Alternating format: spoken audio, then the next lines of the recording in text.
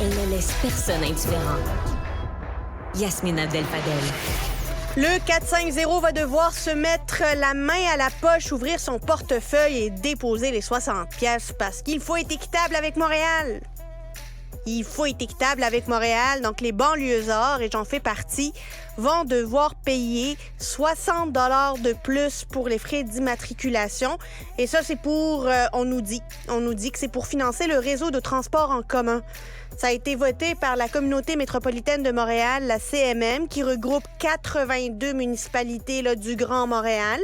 Et imaginez, un seul maire sur les 82 à voter contre, c'est le maire de Boucherville.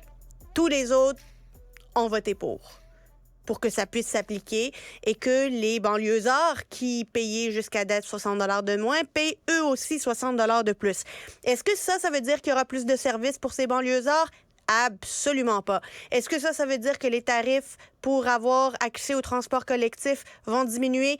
Absolument pas. Est-ce que ça veut dire que les autobus vont être plus fiables, arriver plus à temps? Absolument pas. Fait que, pourquoi? Par équité. Ben oui, par équité, ça n'a pas de bon sens, là. À chaque fois qu'on a l'opportunité, à chaque fois qu'on a une idée, je veux même pas dire bonne idée parce que souvent c'est une mauvaise idée, première chose à laquelle on pense, c'est la poche des Québécois, c'est la poche des contribuables. Quels sous de plus on peut aller chercher dans nos poches? On ne rate jamais aucune bonne occasion. Et là, ce qui est rendu à la mode, là, tu sais, il y a plusieurs mots, là, des mots dans lesquels on met toutes sortes d'excuses. Ben, tu sais, il y a la pandémie à le dos large, il y a la pénurie de main-d'œuvre, la pénurie des main-d'œuvre à le dos large, je peux expliquer tout. Là, maintenant, il y a le transport collectif qui est le dos large. Stationnement, on augmente les frais de stationnement ou on augmente le nombre de places où il faut payer des frais? C'est pour financer le transport collectif. On augmente les tarifs des billets du métro ou de l'autobus, c'est pour financer le transport collectif. Le gaz, hyper taxé, c'est pour financer le transport collectif. L'immatriculation, c'est pour financer le transport collectif.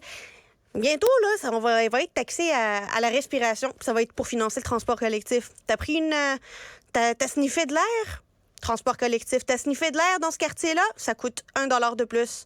Dans ce quartier-là, ça coûte 1 $ de moins parce que t'es à côté d'une raffinerie. On va commencer à nous taxer la sniff d'oxygène, puis ça va être pour le transport collectif. Et évidemment, tout ça dans un contexte de pandémie et de pénurie de main-d'œuvre. Comme ça, on justifie la facture bien salée. Et le contribuable, lui, il sort son portefeuille et il paye. Bienvenue à Cube. Ex-conseillère politique. Et ça fait bien notre affaire.